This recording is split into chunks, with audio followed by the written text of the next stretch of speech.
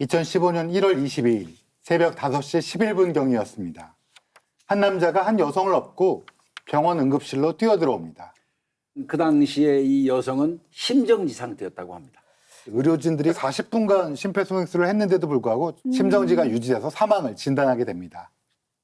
사망한 여성은 최지은 씨였고요.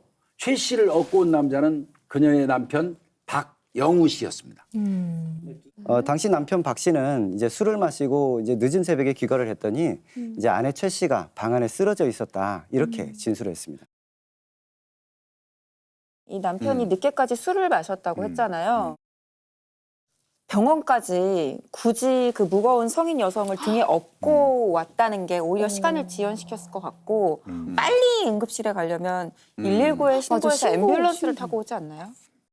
남편은 이제 쓰러진 아내를 발견하고 119가 아닌 자신의 지인한테 전화를 걸었습니다. 병원에 들어올 때도 그 지인의 차로 이동했고요.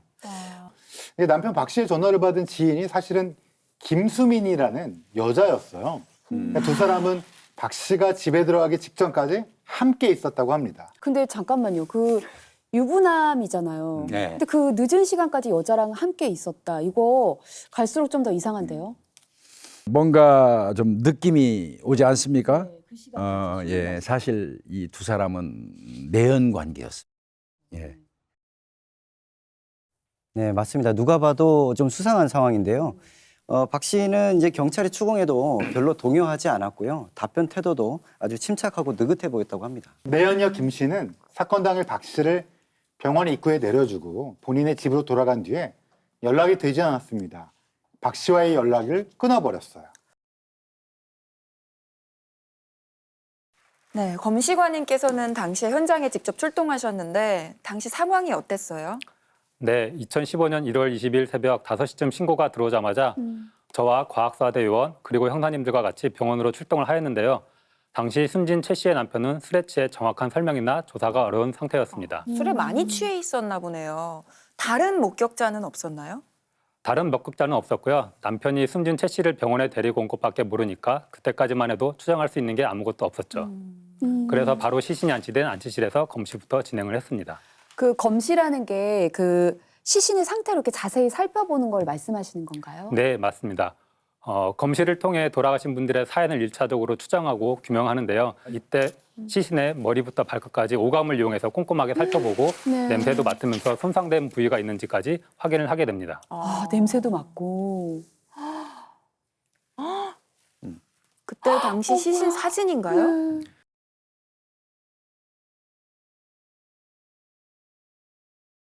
예, 맞습니다. 이분 같은 경우는 얼굴에 피가 묻어 있었는데 이건 의료진이 심폐소생술을 하다가 코나 입에서 난 것으로 보였고요. 그 외에 크게 눈에 띌 만한 부분은 없었습니다. 네. 예, 지혜 씨나 현무 씨가 보기에 이 사진에서 특이한 점은 보이시나요? 저는 근데 입술 이렇게 보면 약간 입술 안쪽에 좀 틴트를 바르면 저렇게 좀 안쪽에 좀 빨갛게 되거든요. 그래서 그게 좀 눈에 띄긴 해요. 입술이 바깥쪽은 하얀데 안쪽만 유독 붉다는 느낌이 들어요.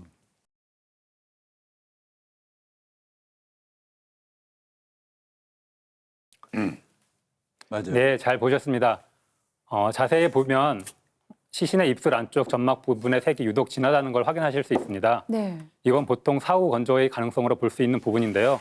사람이 사망하면 신체 수분 공급은 중단되지만 그에 반해 증발은 계속됩니다. 이런 수분 증발로 인해 시신이 건조되고 딱딱해지는 현상을 사후 건조라고 합니다. 특히 입술은 다른 피부보다 얇기 때문에 사후 건조가 가장 빨리 진행되는 곳이기도 합니다. 그러면 어떤 시신이든 다 사후 건조가 진행되는 거니까 이 시신만의 특별한 점은 아닌 거잖아요. 그럼에도 불구하고 특이점이 있었나요? 네, 이분 같은 경우는 검시를 하는 과정에서 다른 사후 현상을 종합해 봤을 때 사망하지가 얼마 되지 않았습니다. 그럼 이 시신의 입술 건조가 저 정도로 진행되지 않는 게 일반적인 상식이거든요.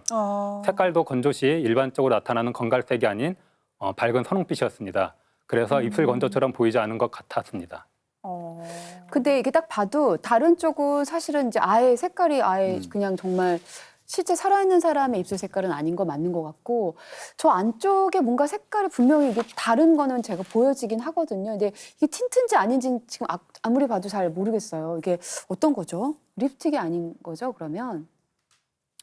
당시 현삼일도 지혜 씨와 같이 립스틱이나 틸트처럼 말씀하시기도 하셨는데요. 네. 한 번 더 정확히 확인하기 위해서 알코올 솜으로 얼굴을 닦은 뒤 다시 한번 확인을 하게 됐습니다.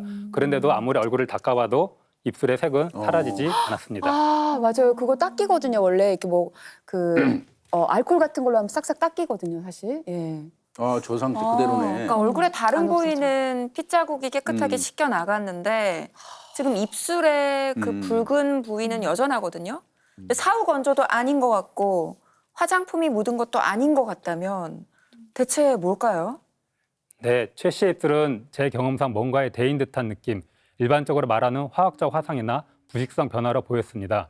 또 얼굴 가까이에서 보니 술 냄새도 조금 나고 아, 술? 술 냄새와는 다른 비릿한 냄새도 살짝 났습니다.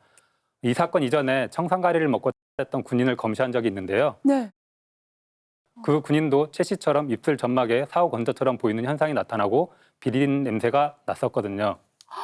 아, 그러면 청산가리? 이게 청산가리일 수 있다라는 말씀이잖아요. 근데 청산가리 이게 독극물이죠? 그럼 최 씨의 사인이 내인사가 아닐 수도 있겠네요. 예, 저도 마찬가지로 생각을 했습니다. 제가 형사님들께 뭔가 이상하다, 이건 단순한 내인사가 아니라고 말씀을 드렸죠. 강한 산성이나 강한 알칼리성과 같은 불상의 화학물질이 입술에 닿은 것 같다. 제 경험상 뭔가 먹었을 거라는 의심이 듭니다라고 말씀을 드렸습니다. 아, 먹을 수 있었겠구나. 꼭 만약 먹었다면 살인지 타살인지 현장에서 직접 확인해 봐야 한다고 하면서 빨리 집에 가야 한다고 요청을 드렸습니다. 와, 그러니까 진짜 시신이 발견된 장소가 집이었기 때문에 집으로 다급하게 가봐야지. 집으로 향하셨던 것 같은데 도착해 보니 어떻던가요? 오. 네, 저희가 집에 도착했을 때는 최 씨의 친정 식구들이 계셨었는데요. 네. 아직도 기억나는 게 그분들의 반응이 매우 격앙돼 있었어요. 네. 저놈이 죽였다면서 남편을 의심을 하더라고요. 남편을. 야, 그러면 친정 저놈이 죽였다고? 네네. 그럼 친정 식구들이 뭔가 그 남편과 내연녀의 관계를 알고 있었던 것 같은데요. 그렇게 막 저놈이 막 얘기할 맞아요, 정도면 부부가 사이가 안 좋았다는 네. 뜻이네요. 하지만 최 씨가 어떻게 죽었는지를 밝혀야 되는데 현장에 어떤 단서가 남아 있던가요? 네, 저와 과학사 요원들이 현장 감식을 면밀히 진행하였는데요. 사망자가 쓰러져 있던 방 안에는 방안 휴지통에는 특별한 게 없었고 방에는 소주병 하나가 덩그러니 놓여 있었습니다. 술이 반절 정도 남아 있었는데 여기에 뭘 탔을 수도 있으니까 성분 감정 의뢰를 보냈고요. 또한 방 안에 있던 이불을 들춰봤더니 베개 끄트머리에 묻은 피가 살짝 보였습니다. 아까 어떤 외상은 없었다 그랬는데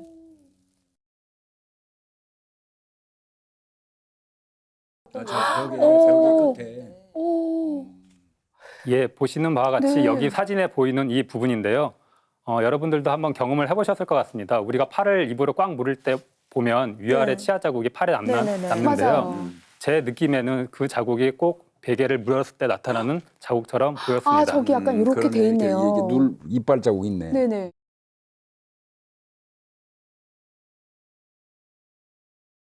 그러니까 외력에 의해서 어떤 외상이 생겨서 몸 밖에서 피가 난 게 아니라 몸 안에서 피가 났고 출혈이 있었다는 뜻이네요. 네, 안현모 씨가 정확하게 지적하셨고요. 자국이 꽤 선명하게 남아 있었어요. 그만큼 최 씨가 베개를 3개 물었고 고통스럽다는 뜻이죠. 고통에 몸부림을 치면서 베개를 확 물었구나. 그러니까요. 그 최 씨가 그 죽음의 문턱에서 얼마나 괴롭고 무서웠을지 정말 생각만 해도 끔찍한데요. 그럼 부검도 해봐야 되는 거 아닌가요? 네, 현장을 살펴보고 나니 의심이 확신으로 변했고 부검을 반드시 해야 한다고 말했습니다. 다음 날 부검할 때 보니까 위 점막에 출혈이 있고 녹색 빛으로 변해 있더라고요. 위를 절개하는 순간 시큼한 냄새도 훅 뭐 올라왔습니다. 먹은 건 확실하네. 아, 그게 그런 거예요? 저분 입술이랑 입에 피가 난 건 원래 그 청산 관련 그 물질이 액체가 되면 알칼리성을 띠어요. 그러니까 우리 산성 알칼리성 배웠잖아. 네네. 그래서 점막 같은 게 탄 듯이 이렇게 해이는 거예요. 데이는 거예요. 그래서 식도도 데이고 위도 데여서 이게 싹 그래서 타는 피가 거구나. 나오는 거고 아, 네. 먹을 때는 아마 술에 탔으니까 크게 몰랐을 수도 있고요. 근데 드시면서 이렇게 고통스러우니까 또 저렇게 피가 나고 식도나 이런 데서 아유. 입안에서 그래서 저렇게 물면서 나온 거고 입술 점막도 왜 빨갛게 보인 것도 네네. 이게 데인 거예요. 알칼리성 물질에. 그러니까 이게 우리 황산은 산성이지만 굉장히 무서워 보이잖아요. 그렇죠? 그런 것처럼 알칼리성도 굉장히 무서운 물질이고요. 그다음에 이제 시큼한 냄새를 냄새. 냄새 맡았다고 하는데 아마 이걸 아이들한테 물어보면 명탐정 코난 같은 만화에서 보면 아몬드 냄새가 나는 건 막 이렇게 얘기해요. 아몬드 근데 얘기하죠. 아몬드 냄새가 실제로 아니고 시큼한 냄새가 맞아요. 근데 놀라운 건 재밌는 건 여기에 계신 분들 중에 50%는 맡을 수 있고 50%는 못 맡아요. 그러니까 유전적으로 못 맡는 분도 계세요. 근데 우리 검시조사관님은 냄새를 맡을 수 있는 그런 이제 럭키한 사람이고 못 맡는 분들도 있어요. 똑같이 나는데. 아, 똑같이. 근데 이제 그 냄새는 이제 그 산이랑 섞이면서 네. 청산이 이렇게 뿜어져 나오는 냄새가 약간 이상한 시큼한 그러니까 뭐 어떤 사과 씨 혹시 맡아보셔서 냄새? 사과 씨요? 복숭아 씨. 아, 복숭아 씨 알겠는데 그게 명확한 냄새 약간 시큼한 냄새가 나요. 그래서 그거를 맡으신 거예요. 그거 어마어마한 재능이거든요. 왜냐하면 인구의 반은 못 맡고 또 그걸 뭐 이렇게 설명해도 그 냄새를 아는 거 어렵잖아요. 네, 맞아요. 근데 이제 검시관님이 그거 딱 냄새 맡는 순간 아마 바로 아셨을 거예요. 바로 예, 이렇게 맞습니다. 딱 느낌에 아 이건 문제가 있구나 하고 이거 경험이 있는 사람만 알 수 있는 거예요. 네, 네. 그러니까 검시관님의 예리한 후각과 또 그 유추가 이제 확신으로 적중을 한 건데 부검 결과 어떻게 나왔나요? 네, 당시 부검의도 청산가리를 먹었을 거다라고 얘기를 했고요. 정밀 검사 결과에서도 청산가리가 검출이 되었습니다. 아, 맞구나. 그리고 집안에서 발견된 소주병이 있었잖아요. 그 소주병에 남아있던 소주에서도 청산가리가 검출되었습니다. 최 씨가 그 소주를 먹고 사망했던 것입니다. 얼마나 소주 고통스러웠을까. 탄 청산가리 탄 소주 먹은 거예요. 네, 네. 경찰 조사가 시작되자 이 남편 박 씨와 이 내연녀 김 씨는 이제 최 씨가 청산가리를 먹고 것 같다 이렇게 주장을 했는데요. 바람난 남편이랑 내연녀 말인데 이걸 어떻게 믿습니까? 저는 이라고는 추호도 생각하지 않고요. 남편 박 씨거나 내연녀 김 씨거나 범인은 둘 중 하나일 것 같습니다. 혹은 두 사람이구나. 네. 또 이 박 씨는 사건 전날까지 이 그 아내하고 다퉜습니다. 네. 지인에게 이제 아내하고는 정말 같이 살고 싶지 않다. 이런 말을 한 적도 있었고요. 이게 다 살해 동기로 볼 수 있죠. 남편도 남편이지만 이 내연녀 김 씨가 남편보다 사실 저는 더 의심스럽거든요. 아내 최 씨가 사망하기 전 마지막으로 만났던 사람이 누굴까요? 내연녀인가요? 남편의 내연녀 김 씨였습니다. 경찰 조사 결과 내연녀 김 씨가 2014년 7월부터 수차례 청산가리 구매를 시도했던 사실이 드러나게 됩니다. 네, 뿐만 아니라 2014년 10월부터 2015년 1월까지 이 김 씨가 회사 사무실에서 사용하고 있던 그 컴퓨터로 청산가리 살인법, 청산가리 몰래 먹이는 법, 청산가리로 타살, 청산가리로 작정을 타살하는 했구나. 법, 청산가리로 죽이기 작정했어. 이런 키워드로 꾸준히 검색했다는 것도 확인이 됐습니다. 그래도 이 혐의를 입증하려면 그것을 최 씨가 마신 음료에 탔다까지도 증명을 맞아요, 해내야 맞아요. 되는데 이런 직접적인 증거는 아직 없는 거죠? 네, 김 씨가 혐의를 계속 부인하고 있어서 대검찰청에서 이제 통합 심리 분석을 진행을 했는데요. 일명 거짓말 탐지 검사라고 하는 심리 생리 검사부터 진행했습니다.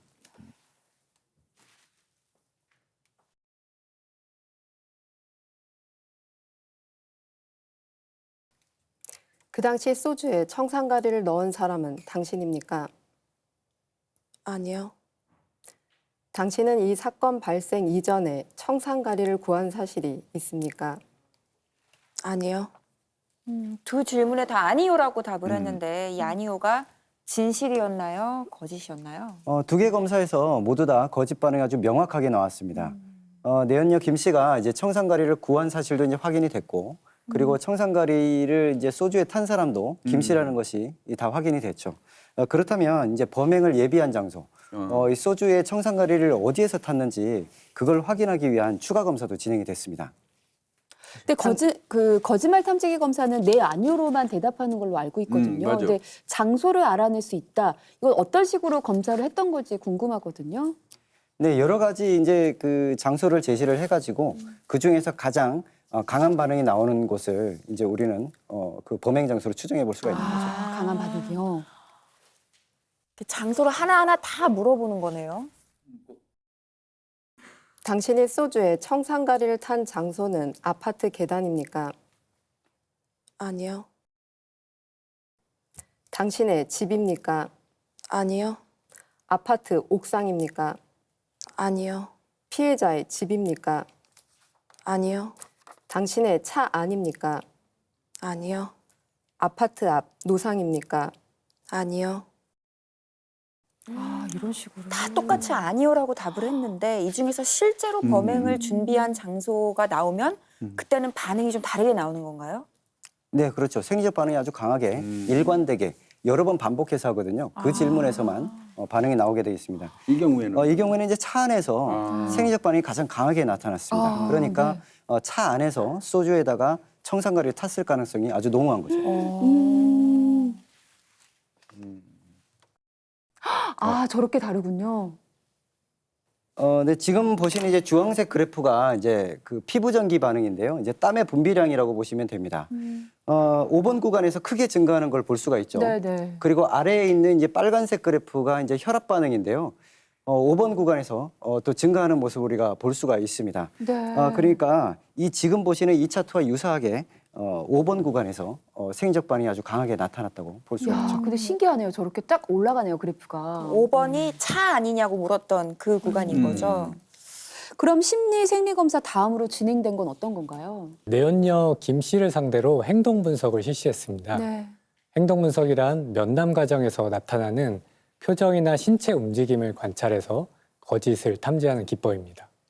예전에 저희 프로그램에서 다룬 적도 있는데 얼굴 근육이나 시선, 눈동자 움직임 이런 거 분석하는 거죠? 예, 맞습니다.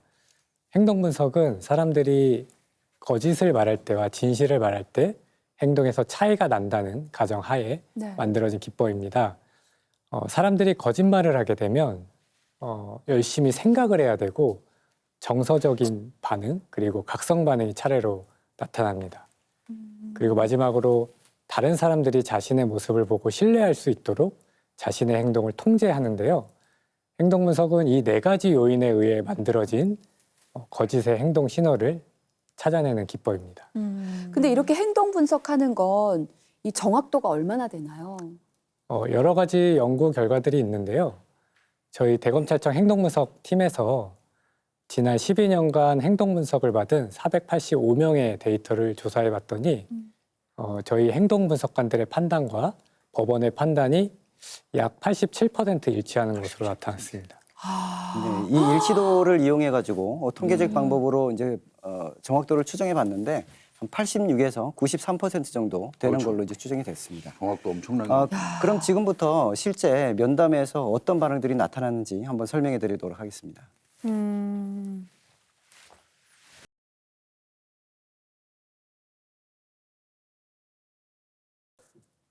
그날 최 씨와 술자리는 어떻게 마무리가 되었나요?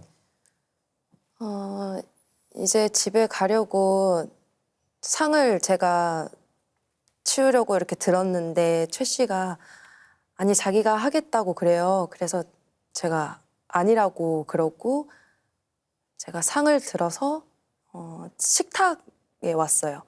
그 주방에. 그래서 소주 잔 2개랑 맥주잔 2개를 했는데 그 제가 맥주를 3분의 1만 마시고 안 마셨다고 했잖아요. 그거를 버리고 씻고 있는 동안 최 씨는 식탁에 서 있었고요. 그리고 이제 그거를 제가 헹구고 옆에 두고 행주로 닦아서 옆에다가 두고 이제 나 갈게요 이렇게 그랬었던.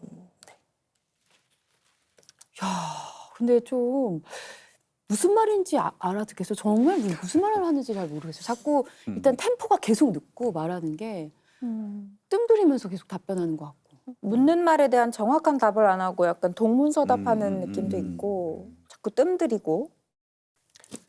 그날 피해자가 왜 죽었다고 생각하나요? 저는 그 전날 칼 갖고 싸웠다고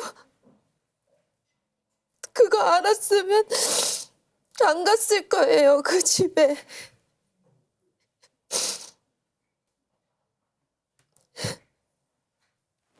아직 제 질문에 답변을 안 하셨어요. 너무 마음이 아파서요. 저는 박영우 씨가 죽었다는 말도 못 들었고 제가 죽이지도 않았어요. 그래서 자살한 것 같아요.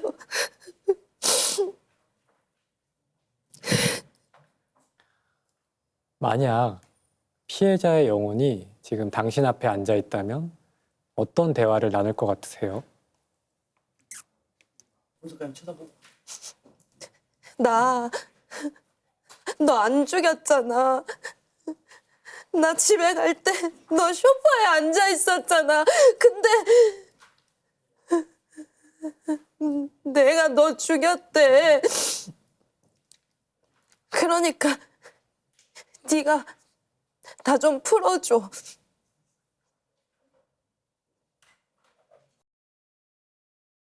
우리 오영록 행동분석가님께서 당시에 이 내연녀 김 씨의 행동 분석을 담당하셨는데 결과가 어떻게 나왔나요?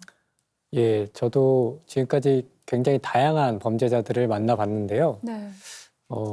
김 씨의 경우는 다른 사람들과는 다른 뭔가 독특한 특징들이 있었습니다. 네. 그래서 저도 기억에 좀 오래 남는 사건인데요. 네. 김 씨의 행동 반응 중 가장 결정적인 거짓의 행동 신호는 바로 인지부화 반응이었습니다. 인지부화 반응이 어떤 건가요, 그러면? 예, 인지부화가 발생하게 되면 말이 자연스럽게 이어지지 않고 중간에 끊어지거나 갑자기 쉬어가는 구간이 발생하는데요. 네.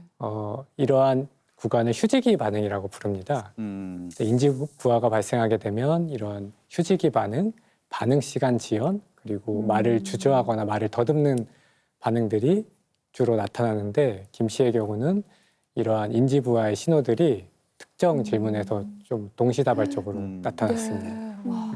김 씨도 모르게 무의식적으로 계속 말을 조심스럽게 거짓말을 지어내고 있다 보니까 그런 인지부화 반응이 나왔던 거네요. 네, 맞습니다. 그렇게 계속 질문을 좀 피하고 답을 명확하게 안 하거나 말을 끊고. 네, 내연녀 김 씨는 자신에게 불리한 질문을 받으면 일단 눈을 감거나 고개를 숙이고 맞아요. 울먹이는 반응을 좀 자주 보였는데 이는 자신의 표정을 감추는 동시에 질문에 어떻게 답변할지를 미리 준비했던 것으로 보입니다. 그러니까 저도 약간 계속 보면서 눈을 계속 깔면서 생각을 왜냐하면 이게 눈을 뜨면 눈이 동공이 움직이는 게 보이잖아요. 그리고 계속 말을 주저하면서 생각을 하겠구나. 어떻게 대답해야 될지. 저도 약간 그런 걸 좀 느끼긴 한 거거든요. 좀 괘씸하네요. 네. 예, 맞습니다. 네. 내연녀 김 씨는 검찰이나 경찰 조사 과정에서 이미 여러 차례 조사를 받은 상황이었습니다. 그렇기 때문에 자신에게 불리한 증거가 무엇인지 정확하게 파악하고 있었고 그에 대한 답변 내용을 미리 준비했던 것으로 보입니다. 네, 또한 대검 임상심리평가 결과 연극성 성격장애로 판단됐습니다. 연극성 때문에. 근데 저도 몇번 했죠. 맞아요. 저도 그 스모킹건 시청자로서 봤을 때 그 기억이 나요. 네. 연극성 장애. 종종 가면을 쓴 사람처럼 평소와 다르게 행동을 하면서 뭐 거짓말도 밥 먹듯이 하고 뭐 이런 거 맞죠? 네, 맞습니다. 이 연극성 성격장애는 이제 연극성이라는 단어에서 알 수 있듯이 아주 극적이고 또 과장된 이 표현이 이제 특징이라고 볼 수가 있는데 늘 사람들한테 주목을 받기를 원하기 때문에 이렇게 과장된 거짓말이라도 해서 이제 관심을 끌려고 하는 그런 거죠. 그리고 애정 욕구나 의존 욕구가 좀 강한데 만약에 이런 욕구가 좌절되면 이제 분노가 폭발적으로 표출될 수 있는 거죠. 특별히 내연녀 김 씨에게 나타나는 연극성 성격 장애의 특징은 어떤 것들이 있었죠? 예, 내연녀 김 씨는 말을 유창하게 하고 시선 맞춤이 자연스럽고 미소 반응을 보이면서 이렇게 대화를 자연스럽게 이끌어 나갔는데 상대방의 기분을 살피고 적절한 리액션을 하는 것으로 보이지만 주의 깊게 들여다보면 정서 표현이 다소 연극적이고 인위적이었습니다. 연기하듯이. 예, 조금 전에 제가 김 씨에게 만약 피해자의 영혼이 지금 당신 앞에 있다면 어떤 대화를 할 것 같냐고 물어봤잖아요. 그때 나타나는 김 씨의 표정이나 행동만 보면 김 씨가 정말로 억울한 사람인 것처럼 보일 수도 있어요. 그런데 조금 더 자세히 들여다보면 뭔가 이상한 부분이 있습니다. 보통 사람이라면 이미 죽은 피해자와 대화하는 상황을 좀 어색해 한다거나 네. 맞아요. 예. 눈앞에 아니면- 없는 사람인데. 예, 이 사건의 가장 핵심 사안인 피해자가 사망하게 된 그 이유를 가장 궁금해하고 맞아요. 질문을 했을 텐데요. 아마도 김 씨는 제 질문을 받고 그저 최선을 다해서 억울한 사람인 것처럼 연기를 했던 것으로 보입니다. 맞아요, 맞아요. 야, 근데 방금 그 말씀 안 해주셨으면 저도 깜빡 속았을 것 같아요. 아까 뭐 진짜 죽은 사람 때 말하듯이서 사실 저럴 수가 저럴 수 있겠구나 했는데 이게 사실 말이 안 되네요. 잘 생각해 보니까 예, 맞습니다. 어떻게 죽은 거야, 어떻게 된 거야라고 묻는 게 먼저군요. 무슨 일이 있었던 거야 이렇게 해야 되는데. 또한 김 씨는 면담 초반부터 눈물을 흘리며 슬픈 척, 억울한 척 연기를 자주 하였는데요. 이러한 정서 왜곡은 시뮬레이션이나 마스킹일 가능성이 높습니다. 다시 말하면 실제로 정서가 없는데 슬픈 척 가장을 한다거나 실제로는 뭐 두려움이나 경멸의 정서를 느끼면서 겉으로는 슬픈 척 연기를 한 것이죠. 근데 이게 그 범죄자 말고 그냥 평범한 사람들인데도 이럴 수가 있는 건가요? 이런 행동들을? 예, 이 김 씨 같은 경우는 연극성 성격 장애의 그런 장애. 특징들이 네. 행동 분석 과정에서 나타났던 것으로 보입니다. 이 모든 것들이 자 범인은 내연녀다 이렇게 음. 정리를 하게 되는 것 같아요.